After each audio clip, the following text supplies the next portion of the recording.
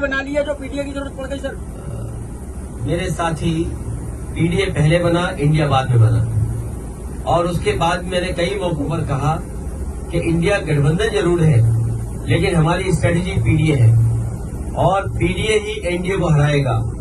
जहां तक सवाल प्रदेश में जहां चुनाव हो रहे हैं, ये बात इंडिया गठबंधन को साफ कर देनी चाहिए थी कि प्रदेश स्तर पर कोई समझौता नहीं होगा।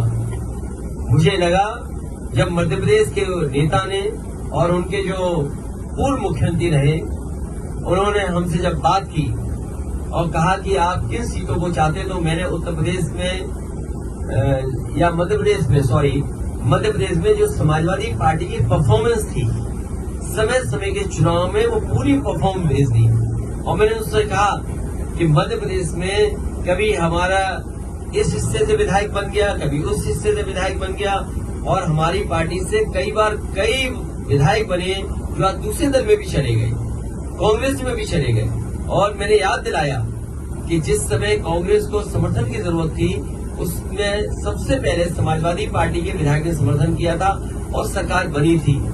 हम बीजेपी के खिलाफ हैं, और जिस समय भी कांग्रेस के नेताओं से बात हुई, उस समय मैंने कहा कि हम बीजेपी को हराना चाहते हैं, जो हमसे सहयोग लेना चाहो ले लो।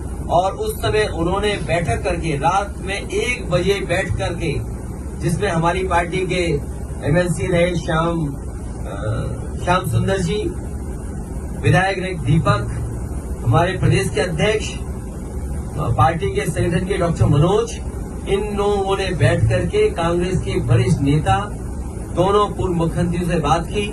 उन्होंने रात के 1 बजे जब मीटिंग खत्म हुई, उन्होंने आश्वासन दिया कि 6 सीटें लगभग आपको दी जा सकती हैं, और वो खबर अखबार में भी छपी। मुझे भरोसा हो गया कि 6 नहीं, कम से कम 4 दे देंगे।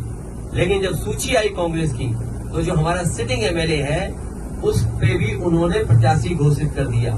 इसलिए मजबूरी में समाजवादियों को अपने जहां मजबूत क्षेत्र है, वहां पर कार्यकर्ताओं की भावना को समझते हुए हमें लड़ाना पड़ रहा है।